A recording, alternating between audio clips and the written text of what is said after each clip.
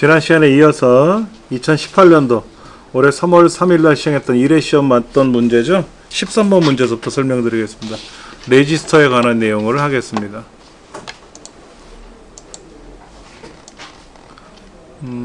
본 설명 나가기 전에 클립보드에 관한 설명을 드리겠습니다. 클립보드.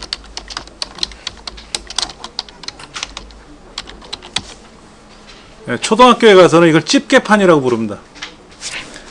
집게가 달려있는 판때기 아시죠? 여기 집게 달려있는 걸 영어로 클립보드라고 해요. 우리 컴퓨터에서는 클립보드를 어떤 용도로 쓰냐? 임시 데이터가 기록되어 있는 공간을 말합니다. 자, 블록을 설정해서 복사를 하고 대상지에 가서 붙여넣기 작업을 하겠죠. 이런 작업을 하지 않습니까? 이때 블록의 영역이 복사되어 기록되는 곳, 이게 클립보드예요. 이렇게 블록을 잡아서 복사를 누를 거 아닙니까? 그렇죠? 그럼 걔가 클립보드에 들어간 겁니다. 그럼 언제든지 우리가 원할 때마다 붙여넣기를 누르면 들어간다. 근데 클립보드는 특성이 뭐다? 하나만 기억된다. 또 하나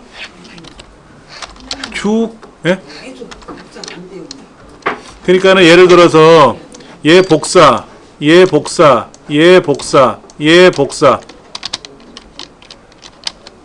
복사했잖아요. 그러면 마지막 것만 붙어요.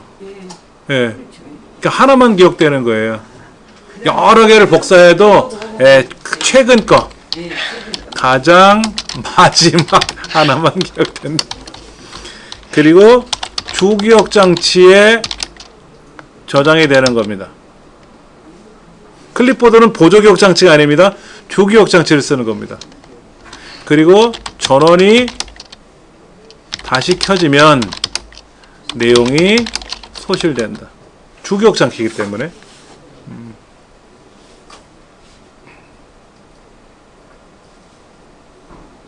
보조기억 장치에 저장이 됐으면 전원이 껐다 켜지더라도 기억을 할 수 있겠지만은, 플립보드는 양이 많던 적던 그림이든 글자든 뭐든지 마지막 하나만 기억이 되기 때문에, 그리고 빠른 속도를 사용해야 되기 때문에 주기억 장치에 저장이 되고요. 전원이 껐다 켜지면 내용이 다 지워진다. 그거는 기억하시면 될 것 같아요. 시험에 자주 나와요. 얘도 자주 나오는 용어입니다. 과거의 윈도우스 XP 같은 경우에는 우리가 이제 시작 보조 프로그램에 가면은 클립보드 표식이라고 하는 프로그램이 있었어요. 그럼 그 클립보드 표식에 가서 딱 보면 마지막에 저장된 게 기록이 돼 있거든요. 근데 어차피 하나만 기억되는 거니까 빼버리자. 의미가 없다. 여러 개가 있으면 고르면 좋은데 그게 아니기 때문에 하나만 쓴다. 그래서 클립보드 표식이라는 자체가 사라졌어요. 그 기능이 윈도우 7으로 가면서. 자, 오늘 문제 중요한 건 뭐냐 이거죠. 레지스터가 뭐라 그랬죠? 제어장치, 연산장치에서 사용하는 임시기억 공간을 레지스터라 그랬잖아요. 그러니까 레지스터는 명령어 레지스터, 이 레지스터는 현재 수행 중인 명령어가 어떤 명령인지를 기억을 해야 되고, 그 다음에 이 명령어가 어떤 명령인지 알고는 있어도 실행을 못 하잖아요. 해독기가 있어야 실행을 할 거 아닙니까? 그 해독기라는 것도 레지스터고, 프로그램 카운터는 뭐라 그랬죠? 현재 실행된 결과를 임시적으로 기억한다 그랬어요.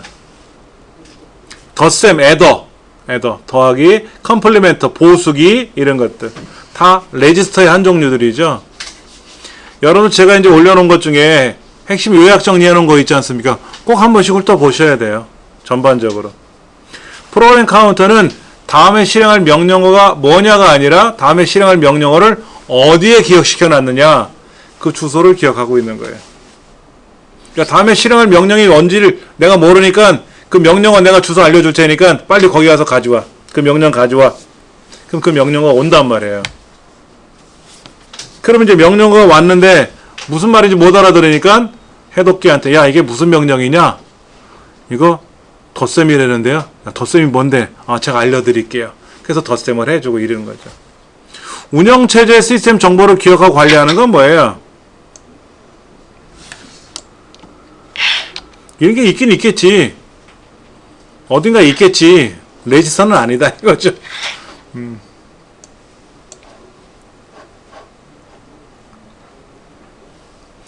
컴퓨터를 업그레이드하는 경우 자 숫자가 크면 좋고 숫자가 작으면 좋은 것들이 있죠. 빠르기 이런 건 어때요? 작아야 좋지. 빨라야 작아야 빠른 거니까. 용량 그러면 어떻게 돼요? 큰 게 좋은 거죠. 속도 배속 이런 거는 커야 좋은 겁니다. 하드디스크 용량이 2TB에서 4TB로 업그레이드 했다. 좋은 거죠. 램은 접근 속도가 숫자가 작아야 빨리 가는 거죠. 그렇죠? 2번이 접근 속도? 그치, 접근 속도는 작아야 되지. 크면 좋은 게 아니지. CPU의 클럭 스피드는 뭐예요? 1초에 3.0기가냐, 3.2기가냐, 3.5기가냐, 3.6기가냐, 4.0기가냐. 숫자가 크면 좋은 거죠. DVD는 1배속에서 16배속까지 있어요. CD롬 드라이브도 배속이 있어요. CD롬 드라이브는 현재 52배속까지 나가 있어요. 1초에 150kB를 읽어드려요. 1배속이. CD가. 그럼 10배속이면 어떻게 되죠? 1500kB를 읽어드리는 거죠. 그러면 40배속이면 어떻게 돼요? 1500의 4배니까 6000인가요? 6000? 현재 52배속까지 있고. 근데 CD는 요즘 안 쓰잖아, 잘. DVD를 쓰죠. DVD도 뭐 1배속이 얼마냐, 2배속이 얼마냐, 이런 건 물을 일이 없단 말이야. 그럼 출제원은 뭐 DVD 5배속이 얼마인지 알아? 계산하기 싫고, 외우기도 싫고, 그냥, DVD 배속이 빠른 게 좋구나, 이것만 알면 되는 거죠. 요즘은 DVD 안 달려있는 컴퓨터도 많잖아요. 예. 그러니까 외장 DVD를 쓰죠, 외장 DVD. 그러니까 USB로 연결해서 쓰는 거죠. 편해요, 그런 게. 예. 윈도우즈의 네트워크 및 공유센터에서 고급 공유 설정 옵션에 해당하지 않는 거 됐는데, 어휴. 공유라는 건 뭐예요? 네트워크는 뭡니까? 네트워크. 연결하는 거죠. 왜 연결해요? 왜? 니랑 나랑 왜 연결해? 이거죠. 니 거 좋은 거 나도 쓰고 내 거 좋은 거 너도 쓰고 자원의 공유예요. 네트워크의 가장 큰 목적은 자원의 공유입니다. 그래서 뭐를 공유해야 돼. 공유. 네트워크를 검색해서 거기에 좋은 거 있으면 공유를 해야 돼. 그래서 아빠 컴퓨터 연결되는 프린터를 자녀들 방에서도 네트워크로 연결해서 프린터를 사용해야 돼. 그게 프린터 공유예요. 그럼 이더넷은 뭐야? 이더넷. 인터넷 연결하는 걸 이더넷이라 그래요. 요 뒤에 보면 인터넷선 꽂혀 있잖아요. 우리 공유기 뒷면에 보면 뭔가 꽂혀 있잖아, 선이. 인터넷선이 꽂혀야 컴퓨터로 꽂을 거 아닙니까? 그 이더넷 케이블이라 그래요. 그 이더넷 케이블이 꽂혀야 공유를 하든 말든 하는 건데, 그 이더넷 케이블 공유해서 뭐 하려고? 나도 이더넷 케이블 있잖아.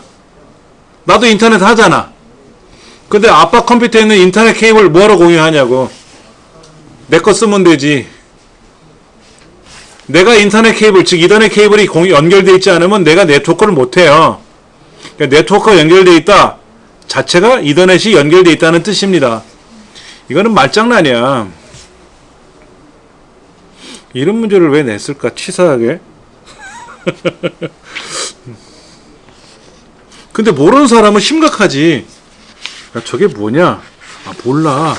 그냥 외워. 이럴 거 아니에요. 그렇죠. 이건 좋은 문제 아니에요. 자, 중앙 처리 장치는 뭐예요? 본래 명칭은 중앙 연산 처리 장치라 그래요. 센트럴 프로세싱 유니트라고 하는데, 중앙 연산. 연산이 ALU예요. 처리가 뭐야? 컨트롤 유니트고. 중앙 처리 장치가 줄레 중앙 연산 처리 장치. 원래 명칭이. 연산도 해야 되고 처리도 해야 되잖아요.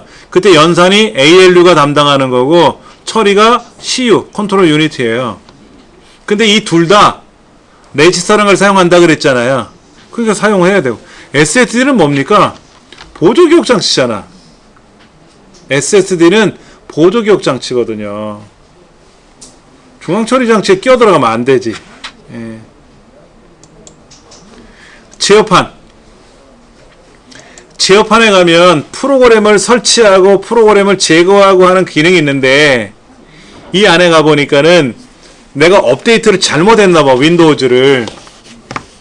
그 업데이트 때문에 문제가 생겼는데 공지가 떴더니 그 업데이트 뭐를 제거하래. 보여드릴게요.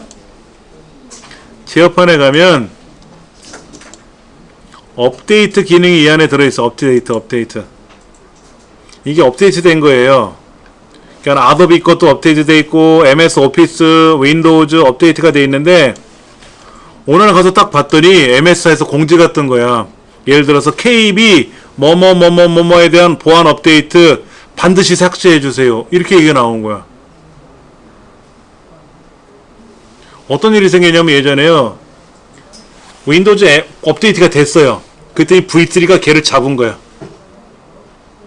그 보안 업데이트를 잡아버렸어요. 그게 잡히고 나니까 껐다 키니까 컴퓨터가 멈춰버리는 거야. 안 켜져 아예. 난리가 났어요. 저는 뒤에 알았어요. 그 사고가 터지고 나서 알았어. 저는 아직 업데이트가 안 됐던 상태예요. 근데 껐다 키지만 않았으면 그 업데이트를 여기서 제거하면 되겠지. 제거하면.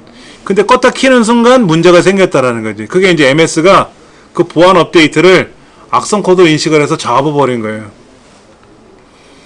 그러니까는 MS도 잘못한 거고 안철수 연구소 V3도 잘못한 거고 둘이 이제 난리가 난 거지. 그럼 우리 집 컴퓨터 안 켜져. 어떻게? 보상 받아야지. 그래서 그거를 부팅해서 다시 처리할 수 있는 프로그램을 또 내려받게 하세요라고 그렇게 공지가 나온 적도 있었어요. 이 업데이트 때문에 제가 알고 있는 것만 해도 한 두어 번 큰 문제가 생겼어요. 난리 났었죠. 근데 그걸 알면 괜찮은데 왜 안 켜지냐 이거야. 모르는 사람은. 내가 보안 업데이트를 해서 저게 문제가 생긴 건지 모르잖아. 다행히도 백신 V3 안 깐 사람은 상관없어. 껐다 켜져도 작동이 된 거야. V3 때문에 문제가 있었으니까. 예. 업데이트를 제거할 수도 있고요. 윈도우즈 기능이라고 하는 거를 키기도 하고 켜기도 하고 다 할 수가 있는데 프로그램 삭제하는 건 가능한데 윈도우즈 자동 업데이트 되게끔 설정하는 거는 여기서 하는 게 아니라 여기 있는 보안에 가서 업데이트 기능이 있잖아요. 어디 갔어? 에이. 시작에 가서 보조 프로그램 가면 윈도우즈 업데이트가 있단 말이야. 시스템 도구에. 왜 또 안 나와? 속상하게. 그냥 위에 있을까? 여기 있나? 윈도우즈 업데이트? 보안 업데이트라고 되어 있는데 왜 안 잡혀? 자, 여기 다시 여기서 한번 보자고. 보안 업데이트가 영어로 써있네. 윈도우즈 업데이트. 예, 이 업데이트에 가서 업데이트 하지 말라고 해놨어요. 왜? 업데이트 되고 나면 보안 프로그램에 의해서 하드 보안관 때문에 껐다 키면 또 업데이트 안 된 거로 되거든. 그러니까 이제 예를 들어서 얘를 원래는 요렇게 해놓지. 요렇게. 그럼 알아서 업데이트가 되고 알아서 윈도우가 켜지고 다 설치가 되고 하는 거죠. 그렇죠. 근데 이걸 하지 마라 하는 거예요. 이유가 여러 가지가 있는데요. 그게 흔히 말해서 야매 윈도우 쓰는 사람 있죠. 여기서 이제 업체에서 누가 깔아주잖아. 그러면 보안 업데이트를 하지 말라고 가리킨대요. 그러면 그게 꽝되잖아. 야매로 깔은 게 야매인 딱 나타나거든. 그럼 잘못된 거지. 야매라도 윈도우즈 업데이트가 되는 야매를 깔아줘야지. 거지 같은 야매를 깔아준 거지. 근데 그걸 돈 받고 깔아줬잖아. 우리 업데이트를 안 해요. 조립을 쓰니까. 그 신고하면 걸려요, 그 사람. 본래 윈도우즈는 본인이 사서 까는 거야. 내가 사서 당신이 좀 깔아줄래? 이렇게 하면 괜찮은데 윈도우는 자기 것도 아닌데 돈 받고 깔아주냐고. 걸리는 거야, 그거. 소파라치. 신고하면 보상 받아요. 그 사람은 또 영업정지 먹고 뭐. 근데 내가 급해서 해달라고 했으니까 뭐. 하여튼 자동 업데이트가 되도록 설정하는 기능은 프로그램이 기능에 있는 게 아니라 윈도우즈 업데이트라는 기능 안에 들어가서 하는 거다라는 거죠. 요것도 시험에 자주 나와요. 업데이트 제거를 했으니까 업데이트를 변경할 수도 있을 거 아니냐라고 혼자 생각하겠지. 이건 아니다라는 얘기예요. 단편화 제거 작업, 단편화 제거 과정. 단편화가 뭐예요? 데이터가 순서대로 설치가 돼요. 순서대로 데이터가 오거든요. 우리가 이 컴퓨터에 들어가면 얘가 지금 가나다 순에 의해서 깔끔하게 정리정돈이 된 것처럼 보이지만 실제 보조기억 장치 안에 들어가 보면 얘가 요 순서가 아니라 들쑥날쑥 흩어져 있어요.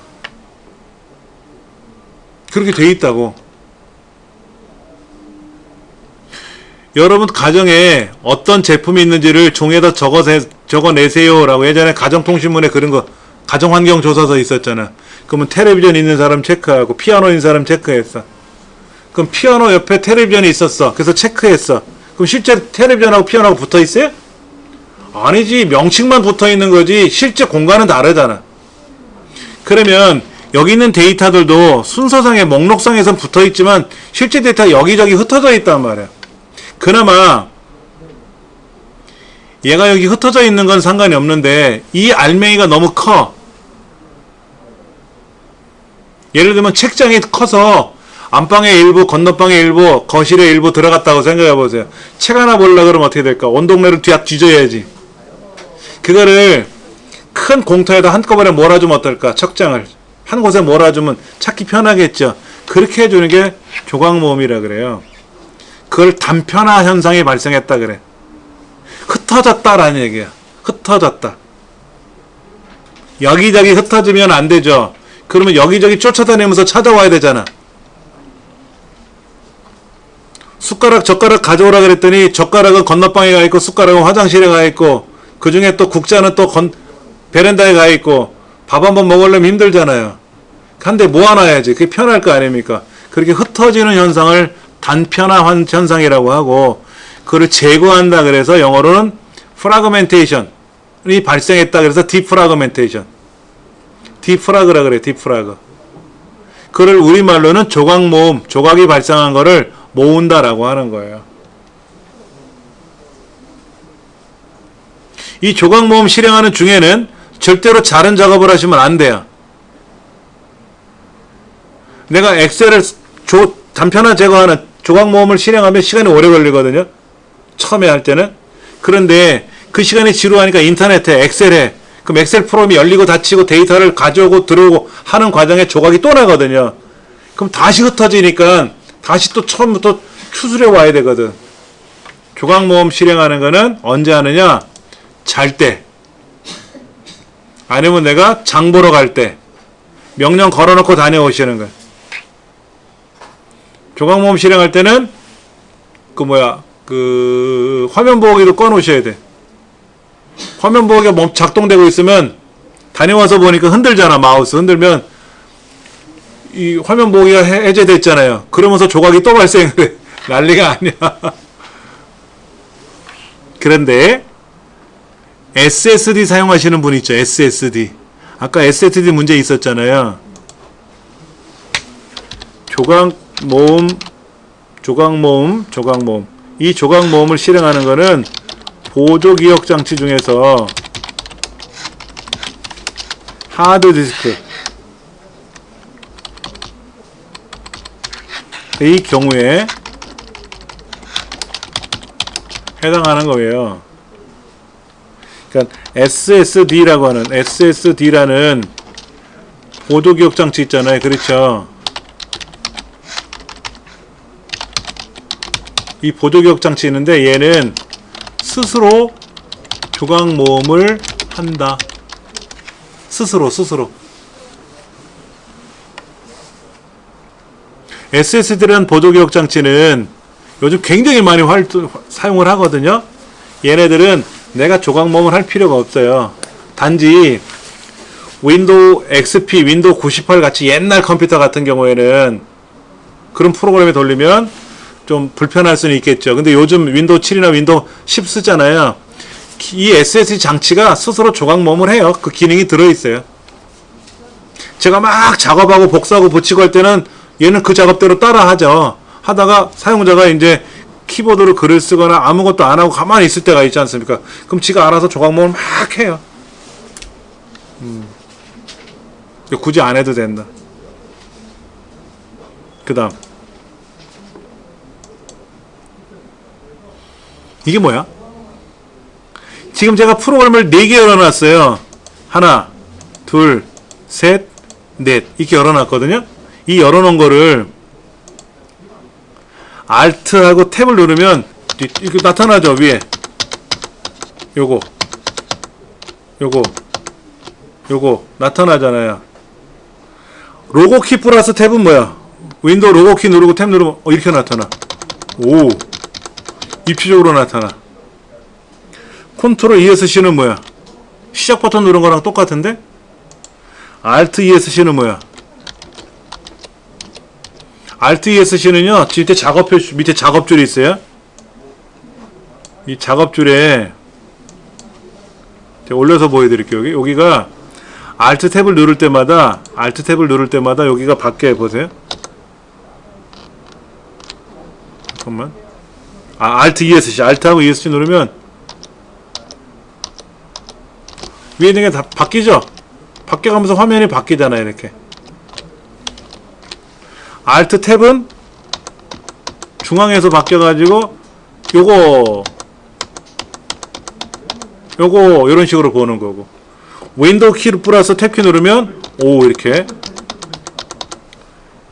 여러분들 그 윈도우 7이 탑재된 컴퓨터를 쇼핑몰에서 판매하는데요, 이청을 보여주더라고. 이청을 막 보여줘. 고객 여러분 보십시오. 새로운 컴퓨터 진짜 멋있어졌죠? 이게 왜 멋있는 거냐고. 열려진 창 열어보는 기능인데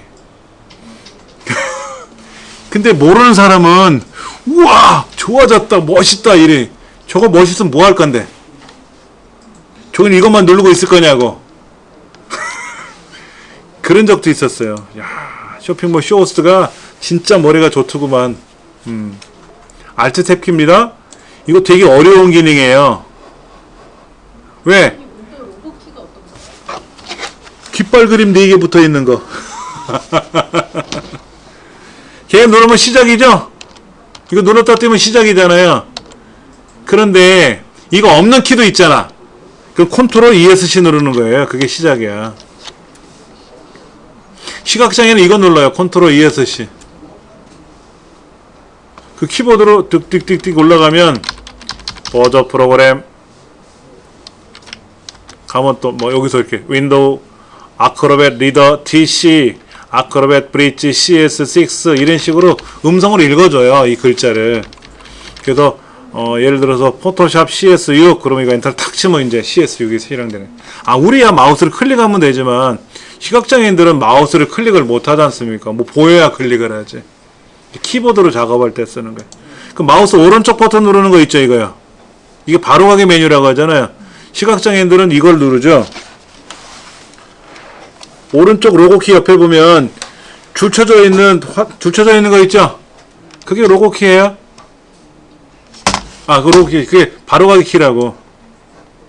보세요. 이렇게 블럭 잡아가지고 걔를 누르면 바로가기 메뉴 뜨잖아요, 여기. 바탕화면에 이렇게 띡띡띡 움직일 거 아닙니까? 움직이다가 여기 가서 바로가기 누르면 이런 메뉴가 뜨잖아. 그래서 속성 이렇게 누르면 속성 뜨잖아요. 그렇죠? 시각장애인들은 굉장히 힘들게 컴퓨터를 사용을 해요. 근데 이분들은 컴퓨터가 없었으면 점자책을 읽었다고 지금도. 근데 이거를 읽으시오 하고 프로그램에 명령을 걸면 다음 중 윈도우즈 바탕화면에서 읽어 얘가. 그럼 스피커로 쩌렁쩌렁 들리잖아요. 그렇게 해서 제가 가르친 분은 커말도 따고 워드도 따고 다 했어요. 시각장애인이 2급 땄으면 됐잖아. 워드 1급도 딴 사람도 많던데. 발가락으로 입력하는 사람도 있었고. 두 눈이 멀쩡해서 우리가 시험 못 보면 안 되잖아. 좀 심한가? 그렇잖아요.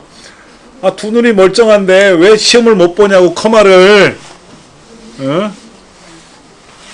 그렇게 그 사람은 진짜 죽기 살기로 공부하신 거예요. 자, 우리도 다 합격할 거로 믿고 20번 폴더의 속성창. 폴더의 속성창이라는 건 뭐예요? 이거예요. 이거 폴더가 여기 왼쪽에 노란 거 보이잖아. 노란 거 보이잖아. 그럼 거기 가서 오른쪽 누르고 속성을 누르면 이 안에 폴더가 몇 개 있는지 폴더가 312개가 들어있대. 파일은 4084개가 들어있대. 용량이 얼마큼 된대. 이런 걸 보여주는 거야. 이 폴더는 언제 만들어졌으며 이런 것들. 이게 속성이에요. 폴더의 크기, 만든 날짜, 읽기 전용 속성, 폴더가 몇 개 있고 파일이 몇 개 있고 이런 걸 보여주는 건데 바로가기 아이콘을 어디서 만들어? 그냥 오른쪽 눌러서 바로가기 만들면 되잖아. 이렇게. 뭘 속성까지 가. 속성에는 없는데 그런 게. 그렇죠. 예. 근데 이런 작업도 우리가 안 하잖아. 평상시에. 인터넷 하기가 바쁘지 누가 폴더를 속성을 보고 앉아있냐고. 솔직히 그렇잖아요. 저는 자주 봐요. 제가 지난달에 뭐를 만들었는지 몇 개가 들어가 있는지 대략 기억을 하면서 저번에 용량이 한 5기가 했었는데 이번에 갑자기 보니까 3기가야. 뭐 줄어드는 거야. 저번에 한 200개 폴더가 있었는데 파일이 있었는데 이번에는 뭐 늘었어. 내가 뭘 복사해서 붙였나? 이런 고민한단 말이에요. 저는. 왜?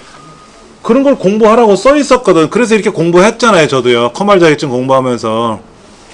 거기가 저 커말 자격증 볼 때는 이런 거 기억이 안 나는데 강의하다 보니까 배우잖아요. 저도요.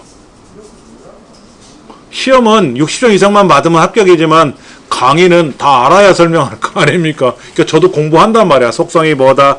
어떻게 하면 나온다. 그럼 들어가서 이런 내용 저런 내용 있으니까 평상시에 써먹어야 이해가 될 거 아니에요. 자주 써먹어요. 저는요.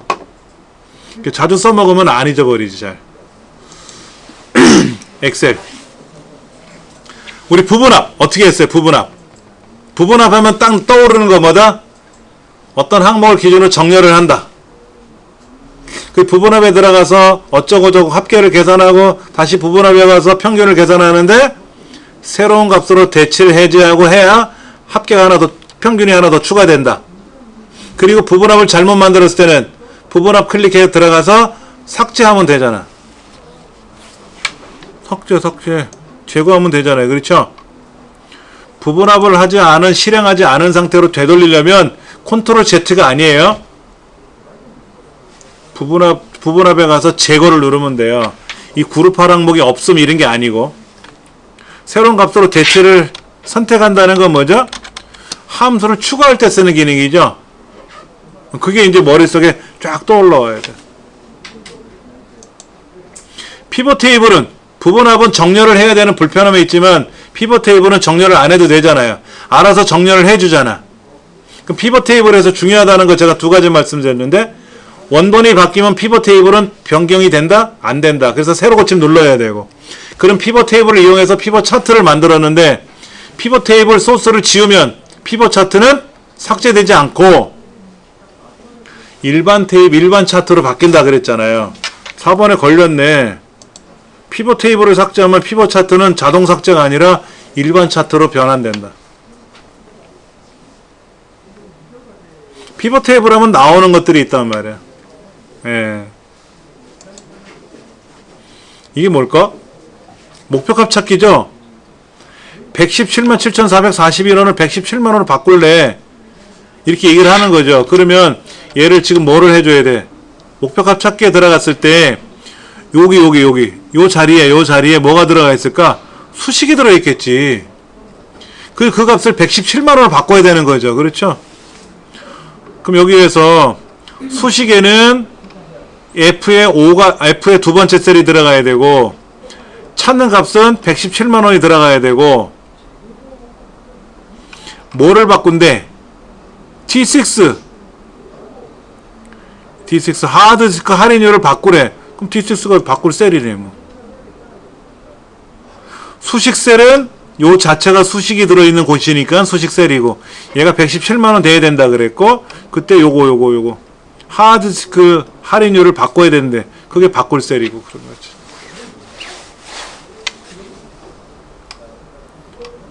목표값 찾기라고 하는 거는 입력이 바뀌면 출력이 바뀐다. 그런데 출력을 바꾸고 싶다 이 얘기 아닙니까?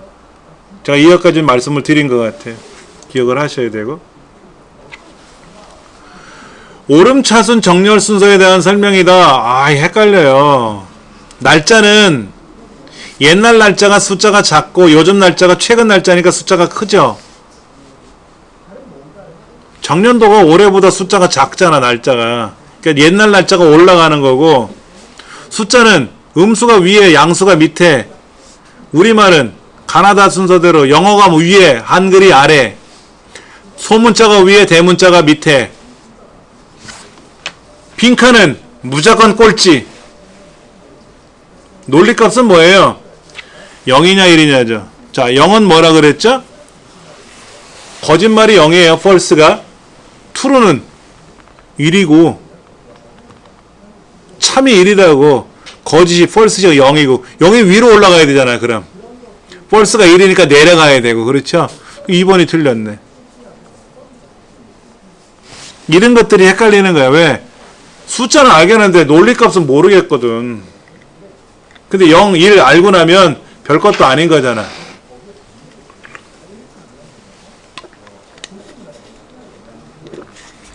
그 다음 이게 뭐야? 컨트롤 키를 누르고 드래그 하래요. 여러분 그냥 드래그 하면 어떻게 됩니까? 해볼까요 제가? 여러분도 한번 해보세요. 여기 10이 있고 여기 8이 있대. 아, 데이터를 왜 이런 걸 줘? 발음하기 힘들게. 얘를 드래그하면 그냥 이렇게 차이에 의해서 내려가죠, 이식. 그런데 컨트롤 키 누르고 드래그하면 복사가 돼요. 어디 쪽에? A 5번째 열이네 뭘.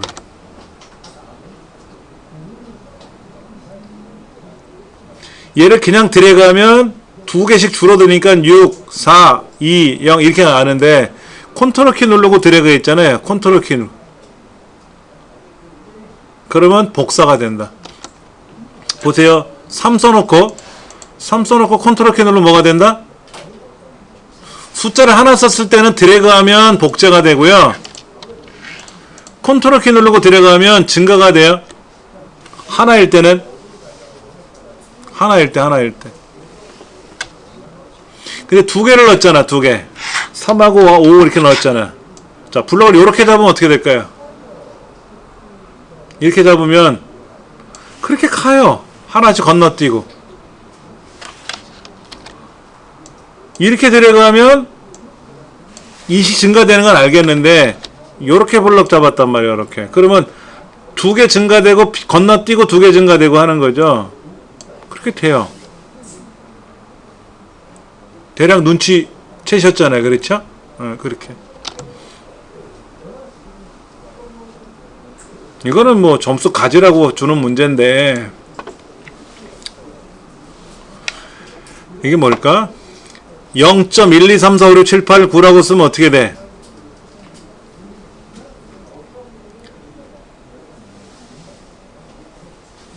자리가 부족하면 어떻게 됩니까? 알아서 반올림을 하지. 자릿수에 맞춰서.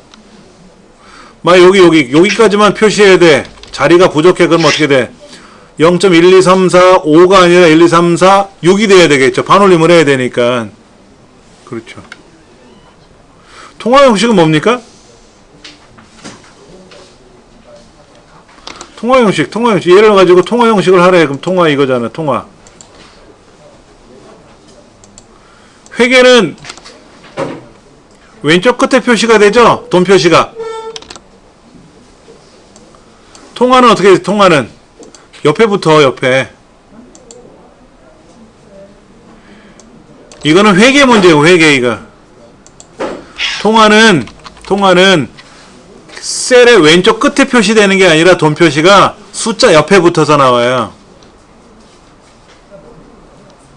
회계가 왼쪽 끝에 붙는 거지. 돈 표시가. 그리고 셀 서식에 들어가서 돈 표시를 보여줄래 말래는 할 수가 있고, 본래 통화든 회계든 돈 표시를 보여줄래 말래 하는 건 있고. 그러니까 이 아랫부분은 틀린 말은 아니고 위가 헷갈리는 거지. 통화 기호가 셀의 왼쪽 끝에 표시가 되는지 옆에 바로 붙어서 나오는지, 왼쪽 끝에 붙는 거는 회계, 바로 옆에 붙는 건 통화.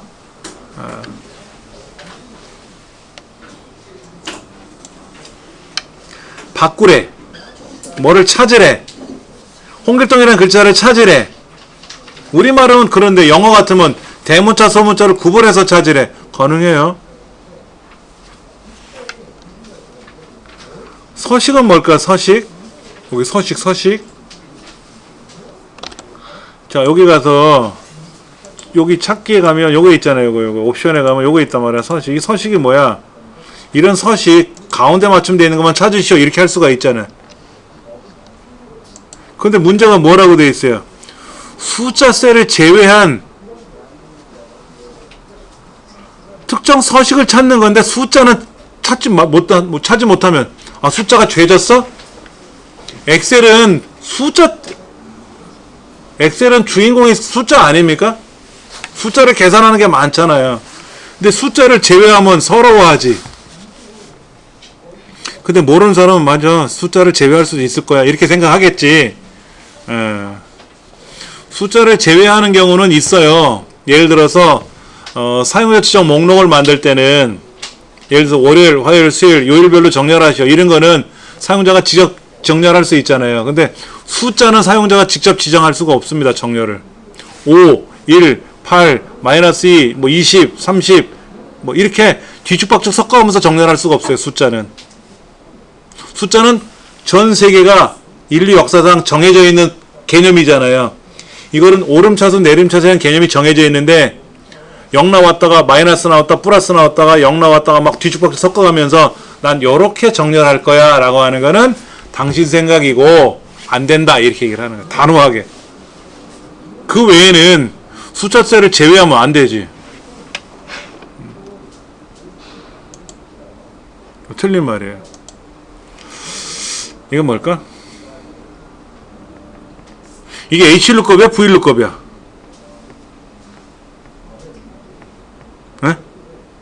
이게 76이 어디 있어요? 70하고 80 사이에 있으니까 C약점이잖아. 이게 가로야 세로야? V루급은 버티컬 루급이라 그래서 세로. 얘는 지금 데이터 가로로 되어 있잖아요. H루급을 써야지 당연히. 그 1번과 2번은 땡이지. 1, 2번 중에 찍으면 큰일 나는 거지 이거는. 그러면 true가 뭐고 false가 뭡니까? 70인지 80인지 정확한 숫자를 찾는 게 false잖아. 시험에 분명히 나옵니다. 필기실기 나옵니다. 0이 뭐고 false가 뭐고 true가 뭡니다 하고 제가 거품 물고 떠들었는데 true가 뭐다? 비슷하게 일치.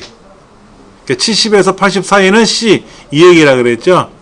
이때 달러가 안 들어가도 상관없죠. 왜 하나 계산하고 말 거니까. 28번 문제 이런 유형은 아주 기본으로 나오는 거예요. 이게 뭐야? 조건부 서식을 지정해 줄 때 여기다 이렇게 블럭을 잡아서 조건부 서식을 지정해 주는데 뭐라고 떠드는 거야 지금? 세 규칙이 어디 있어? 세 규칙 뭐가 있어요 여기? 셀값 포함하는 거, 상위 하위, 평균보다 크거나 작은거나, 어쩌고 저쩌고, 고유 중복, 수식. 근데 보기가 뭐가 있다고? 셀값을 기준으로 다음을 포함하는 거, 고유 중복, 평균 초과 미만, 임의의 날짜 기준, 이런 건 없었잖아. 이게 어려운 거야. 왜? 이걸 어떻게 다 외우냐고. 우리가 시험 볼 땐 수식 사용하는 것밖에 안 했잖아. 행 전체에 대하여 이런 것만 우리 시험에 냈었잖아요. 그렇죠. 근데 이런 것도 안 해보고 저런 것도 안 해봤거든.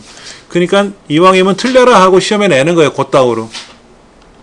우리를 우롱하는 처사지. 공부를 하셔야 돼, 이런 거는. 어떤 단편적인 것들은 그냥 외우면 되는데 어떤 거는 범위가 많아서 외우기가 어려운 것들이 있어요. 자주 보셔야 되는 거지. 자, 매크로 이름, 바로가기 키, 현재 저장되는 위치, 이걸 말씀드릴 때 우리가 시험에는 합계, 평균 그럼 쓰면 된다 그랬지만 여기는 컨트롤 키는 뭐라 그랬어요? 대문자, 소문자 구분한다 그랬죠. 매크로 이름은 특수문자 사용할 수 없고요. 빈칸 허용 안 되고요. 숫자로 시작하면 안 되고 글자로 시작해야 돼. 문자로. 그러니까 4학년이라고 쓰면 안 돼. 학년 4라고 쓰면 몰라도. 컨트롤 C 눌렀어. 컨트롤 C. 그럼 뭐가 돼? 블록 잡고 컨트롤 C 하면 복사가 돼야 되는데 바로가기 키에 컨트롤 C가 걸려 있으면 복사 명령이 안 걸린다 그랬지. 매크로 저장 위치는 현재 통합문서, 새 통합문서, 개인용 통합문서, 매크로 통합문서 세 가지가 있다 그랬어요. 현재 통합문서니까 뭐야? 현재 문서에만 저장되지 매크로가. 모든 엑셀 문서에 사용하려면 어떻게 돼? 개인용 매크로 통합문서에 들어야지. 자, 봅시다. 개발 도구에 가서 우리 매크로를 만들 때 요거 개인용 매크로 통합문서를 해놓고 저장을 하면 내가 개인적으로 사용하는 이 컴퓨터 안에서 사용하는 모든 통합문서 엑셀 파일에 내가 만든 매크로가 작동이 된다는 뜻이에요. 새 통합문서는 뭐야? 지금 말고 새로 할 때 이거 말고 우리 시험은 이거잖아. 현재 통합문서를 갖고 물어보는 거지. 예. 이거에 대한 이야기를 시험에 내더라 하는 거죠.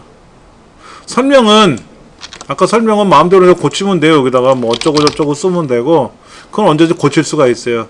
컨트롤 C, 컨트롤 A도 바꿀 수가 있어요. 매크로 이름도 바꿀 수가 있습니다.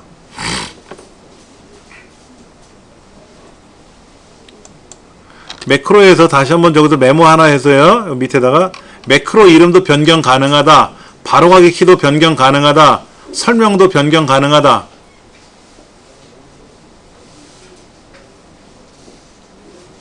저장 위치는 변경이 안 되는 것 같아. 찾아보니까 없어. 그게 매크로의 시험에 나오면 그런 걸 물어볼 수 있다는 얘기죠. 매크로 이름도 변경할 수 있어요.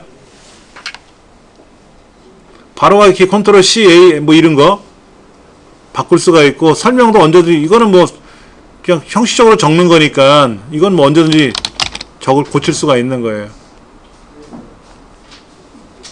한번 해볼까요? 제가 여기다 놓고 합계 컨트롤 C 합계를 구하는 기능 확인 이렇게 블록 잡아서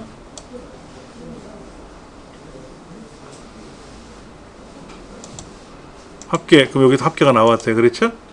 그 매크로 기록 중지 딱 눌렀어. 생각해보니까 합계가 아니라 평균을 계산했는데 잘못된 거야. 그래가지고 이 합계를 썸이라는 함수를 바꿔야죠. 그렇죠? 바꿔볼게요. 매크로에 가서 편집 버튼 눌러서 자 합계가 아니라 뭐다? 평균 만들면 되고 그렇죠? 여기다 썸이라고 안 쓰고 뭐라고 쓴다? 에버레이지 어디 갔어? 에버레이지 바꾸고 요거는 설명문이기 때문에 뭐 상관이 없는데 자 고쳤어요. 가보면 바뀌어있죠. 그렇죠? 옵션에 가보면 뭐라고 되어 있어요? 야 컨트롤 C 하지마 컨트롤 A로 가자. 이거를 뭐로 바꾸자? 평균을 바꾸자. 다 고쳐요. 바꾼다고. 그러면 아까는 컨트롤 C였는데 지금 뭐다? 컨트롤 A죠?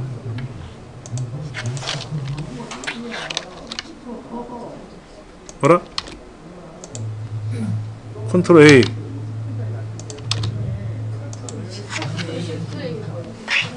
아니 매크로를 바꿨어요 아까. 컨트롤 A로 바꿨다고. 컨트롤 시프트 A. 지금 대문자 상태거든요. 컨트롤 시프트 A. 아 됐죠. 이제는 평균이 됐죠. 평균을 바뀌었잖아요. 다 고쳤잖아 지금. 다 고쳤어요. 근데 뭐는 못 고쳤어요 아까. 어디에 저장되어 있는지. 아 여기서 할까? 이거로 할까? 자 매크로를 다 고쳐 뜯을 수가 있어요. 근데 요거 녹색은 안 고쳐져요. 녹색은 그냥 비실행문이기 때문에 컨트롤 쉬프트 A 이것도 내가 직접 고쳐야 되고 이런 거 필요 없으니까 빼도 되고. 이렇게 해서 제가 썸 대신에 에버리지를 고쳤더니 평균이 됐고 글자를 고쳤더니 알아서 거기가 바뀌더라 이거죠. 이렇게 바뀐 거죠. 그렇죠. 이것도 다 돼요. 이렇게 변경하는 건 시험에 묻지는 않는데 2급에서는 변경할 수 있다라는 것만 물어보는 거죠.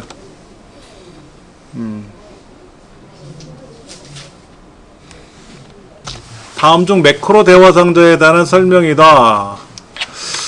매크로 이름을 선택하고 나서 이렇게 매크로에 가서 매크로 이름을 선택하고 실행을 누르면 실행이 되겠죠? 한 단계씩 실행을 하면 어떻게 돼요? 한 단계씩 실행하면 처음에 단계가 요거니까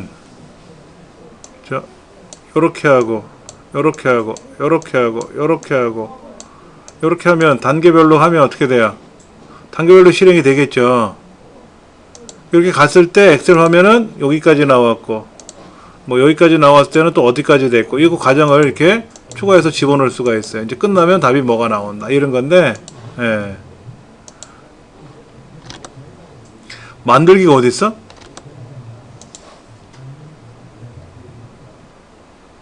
자 예를 들어서 만들기가 뭐예요?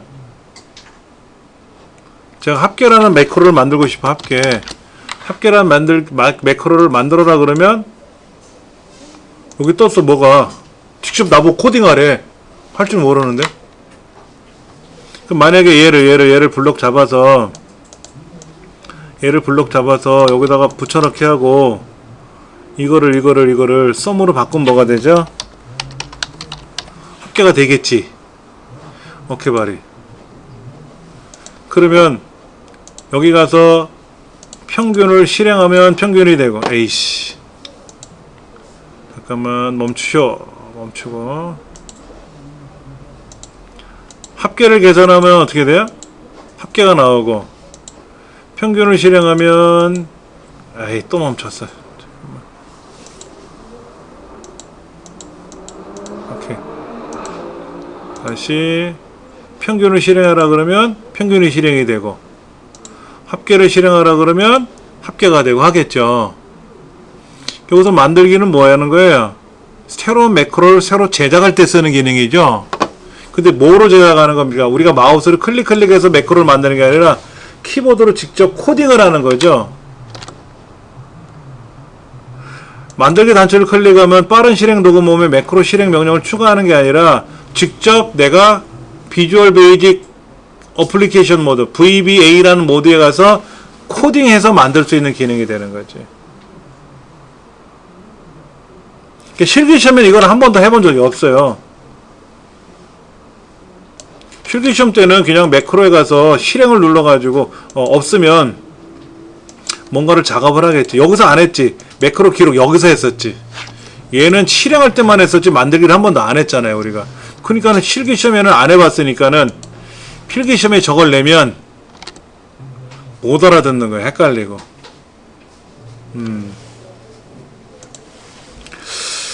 자, 이게 뭡니까? 이게 아주 시험에 많이 나왔던 문제인데요. 똑같이 나왔어요. 한 글자도 안 틀리고.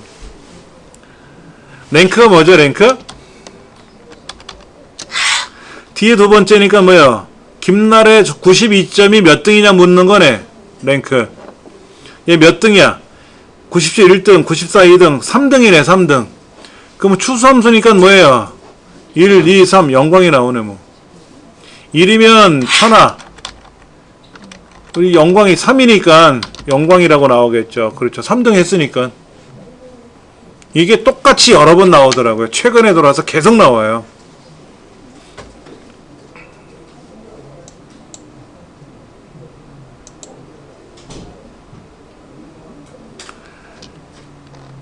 차트 도구 레이아웃이 어디 있어? 만약에 이걸 갖고 차트를 만들겠다고 했을 때 레이아웃에 가면 레이아웃, 차트 도구 레이아웃에 가면 레이블 그룹에 차트 제목, 축 제목, 범례, 레이블, 테이블, 표 이런 게 있었죠. 텍스트상자라는 말은 없잖아. 텍스트상자는 어디서 쓰는 건데? 삽입이라는 그룹에 있네. 삽입이라는 거. 요 끝에다가 우리가 뭐 글자 넣는 거 있었잖아. 뭐 최대값 어쩌고저쩌고 쓰는 거 있었잖아요. 그거 묻는 거잖아. 근데 그건 어디에 있었던 거야? 아까 차트에서. 삽입 그룹에 있는 거지. 레이블 그룹은 아니죠. 그러니까 우리가 실기시험 공부할 때는 자, 차트 제목을 차트 위에다 넣어주세요. 왼쪽에 차트 축 제목을 넣어야 됩니다. 뭐 이런 거는 우리가 공부를 했었어요. 이렇게는 했는데 그게 레이블 그룹이다 라는 거는 안 해봤지. 그런 거 시험에 내면은 축 제목은 뭔지 알겠고 차트 제목도 뭔지 알겠는데 뭔 소리인지 모르겠는 거야. 요걸 말한 건데 요거 삽입 그룹에 있는 거 이건데 이렇게 시험을 내면 황당한 거죠. 자, 수식에 잘못 사용하면 오류가 나면 샵이라고 떠요. 샵. div는 뭐예요? div는 나누다란 뜻입니다. 나누다. 이런 거예요. 이런 거. 우리가 나눌 때 는 요거 나누기 요거 했단 말이에요. 이렇게 3 나누기 10 10분의 3이 0.3이 되겠네. 그렇죠. 근데 얘가 지워지면 어떻게 돼? 분모가 지워지면 분자가 지워지면 0인데 분모 10분의 3인데 10을 지웠어요. 10을 지웠어. 어떻게 돼? 분모가 사라졌잖아요. 뭐분의 0이잖아. 뭐분의 0. 분모가 없어지면 어떻게 돼? 나눌 수가 없어요. 불능이라 그래. 불능. 그런 오류가 나는 거고 샵 넘이라고 뜨는 거는 넘버 뉴메릭인데 너무 커. 엑셀로 계산하기가 너무 작아. 엑셀을 계산할 수 있는 범위를 벗어나면 이 오류가 나요. 엑셀에서 계산할 수 있는 범위를 벗어나면 발생하는 오류입니다. 뉴메릭. 네임은 뭡니까? 자, 보세요. 는 요거랑 국어점수를 더하래. 국어점수가 뭔 소리인지 못 알아듣겠는 거야. 국어점수란 글자가 무슨 이름인지 모르겠어. 그렇게 해랑을 한 거야. 근데 알고 봤더니 얘가 국어점수래. 얘가. 그래서 얘를 클릭하고 이름 상자에다가 국어점수라고 등록을 하니까 요렇게 두 개 더하라고 알아듣잖아. 그럼 답이 나오지. 밸류는 뭐예요? 이거. 여기는 홍길동이라고 써있고, 자, 얘하고 얘를 더하면 어떻게 해야 돼? 뭔 소리야? 뭐를 어떻게 더하라고 도대체 글자랑 숫자를 어떻게 더하냐고 라고 이제 하는 거죠. 야, 얘는 글자잖아. 글자를 어떻게 더하는데 숫자랑. 너 같으면 더할래? 하고 싸우자는 거죠. 밸류. 값이 달라. 잘못됐다 이거야. 근데 인수나 피연산자 이러니까 헷갈리는 거지. 수식에 잘못된 인수가 뭔데? 5 더하기 3 이게 인수야. 5가 3이 5가 인수고 더하기가 연산자고 5와 3을 더하라 해서 5와 3이 피연산자가 되는 거고 홍길동을 더하래. 홍길동이 뭔지 못 알아듣잖아요. 그렇죠? 그런 게 인수다라는 거지. 인수. 이런 오류들이 많이 나요. 잘못하다 보면. 근데 평상시에 이런 오류가 나면 이제 퀵 덮는 거야. 엑셀을. 에이 안 해. 이런 거죠. 대체 겁도 나고. 이게 뭡니까? D 에버리지 평균 구하래. 맞죠? D 에버리지가 평균이잖아요. 어디에서? A 네 번째부터 E 열 번째가 어딘데? 나무란 글자부터 45란 숫자까지 여기에 있는 평균을 구하래. 수확량이라는 거에 평균을 구하래. 무슨 말인지 아시겠죠? 근데 조건이 뭡니까?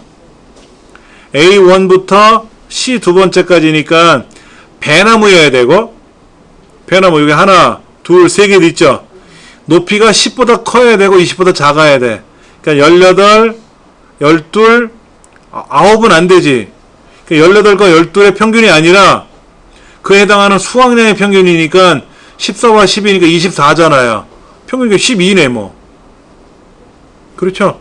그 문제를 내는 거예요. 근데 요거 두 개 평균이 얼마야? 18하고 12래? 아, 보기에 15가 또 있네. 아, 여기 있구나. 1번 찍으면 큰일 나. 왜? 수확량의 평균을 계산하라고 했으니까 높이의 평균이 아니라. 예. 그런 엉뚱한 보기가 꼭 시험 보기에 있더라고. 화면을 확대하고 축소하는 건 뭡니까? 화면을 크게 보세요, 작게 보세요 라는 얘기죠. 인쇄할 때는 상관없잖아. 인쇄할 때도 그대로 적용되면 안 되죠.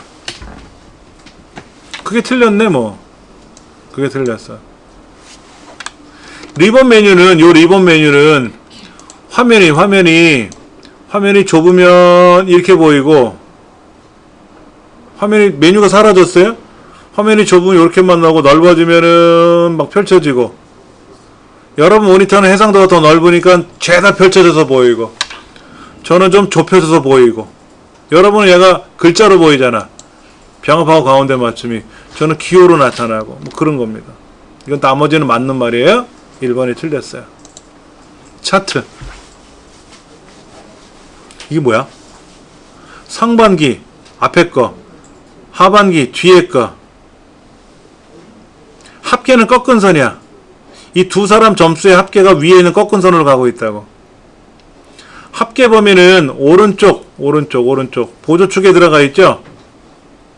그래서 오른쪽에 축이 있다 그래서 이중축이고, 막대 그래프도 있고 꺾은 선 그래프도 있다 그래서 이걸 혼합형이라고 하고, 범례 위치는 아래쪽에 있고, 맞죠? 하반기 계열의 한길수라는 사람 요소가 여기 있는데, 이게 하반기 계열이에요? 합계 계열이잖아. 아이, 국어 점수, 상반기, 하반기는 100점 만점 아닙니까? 근데 140이 나온 거는 평균 아니죠. 합계가 아니냐고. 대략 봐도. 그게 한길수인지, 박진인지, 김나라인지는 문제에서 나오는데, 상반기, 하반기, 합계인지 구별 못하면 안 되지. 상반기, 하반기는 100점이 안 되겠지. 하반기 계열이 아니라 뭐다? 합계 계열이 되겠다 이거죠. 이건 눈치껏 맞출 수 있는 문제예요. 오른쪽은 40단위씩 가고 있고 왼쪽은 10단위씩 가고 있고. 38번 페이지 레이아웃 보기. 페이지 레이아웃 보기가 뭡니까? 여기 보기에 가서 페이지 레이아웃 보기 이렇게 가면, 아, 여기가 1페이지고 이쪽은 2페이지로 가겠고 뭐 이런 게 이제 들어가겠지. 이렇게 여기다가 머릿말을 어떻게 넣을 건지, 바닥글, 머리글, 바닥글을 어떻게 넣을 건지, 그리고 보면서 작업하는 건데, 이게 뭐야? 문서에 맞게 배열 조정이라는 말은 어디 있어요? 페이지 나누기 미리 보기에 가면 문서에 맞게 배열을 조정하는 기능이 있어요. 페이지 레이아웃 보기도 있긴 있죠? 이것도 확대 축소할 수 있어요. 옵션 그룹에 가서 도구 디자인이 어디야? 머리글 바닥글에 가서 머리글 바닥글에 가서 여기 가서 있죠?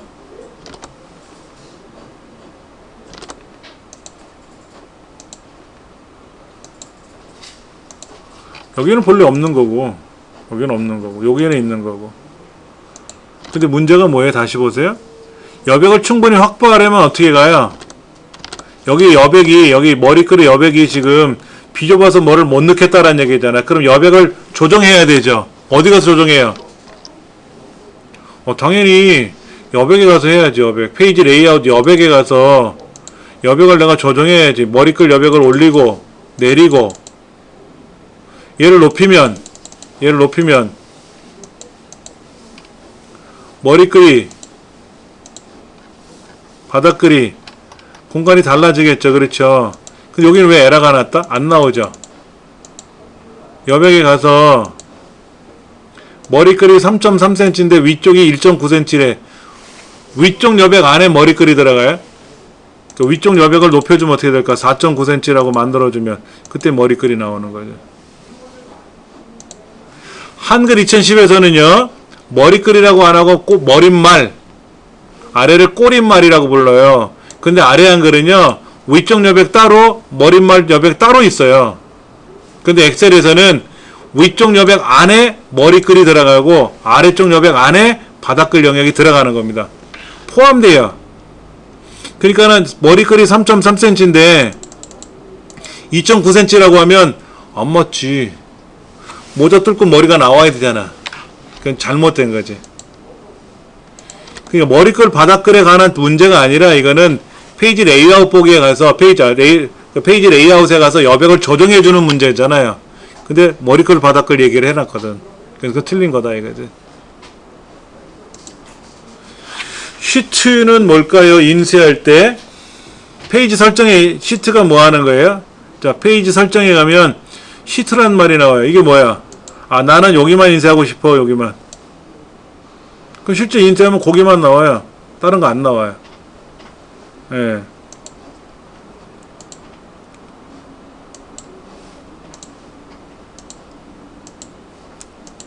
반복적으로 메시지를 넣어주고 싶을 때가 있어요. 반복적으로 인쇄할 때마다. 그게 인쇄 제목에 들어가는 거예요. 근데 문제가 뭐라고? 인쇄 영역은 특정 부분만 인쇄하기 위한 범위를 지정하는데 인쇄 영역에 포함된 숨겨진 행과 열도 인쇄. 아, 안 되지. 그러면 숨겨놨는데 인쇄되면 안 되잖아. 그렇지 않아요? 숨겨놨는데 인쇄를 했어. 그 왜 숨겨? 의미가 없잖아. 그렇죠. 그러니까 숨겨진 거는 범위에서 제외돼요. 어떤 일을 하면 그거는 별다른 문제도 아니었구만. 방사형 차트는 뭐예요? 방사형 차트. 블럭을 잡아주고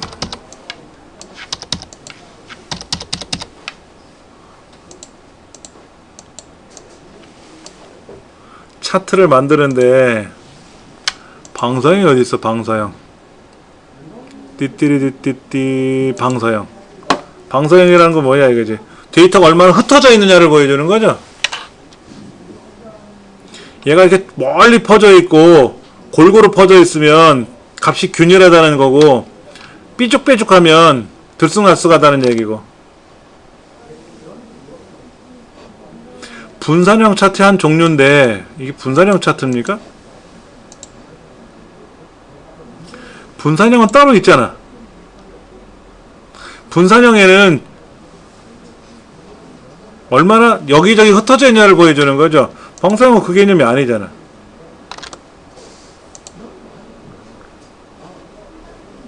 그게 틀렸네요.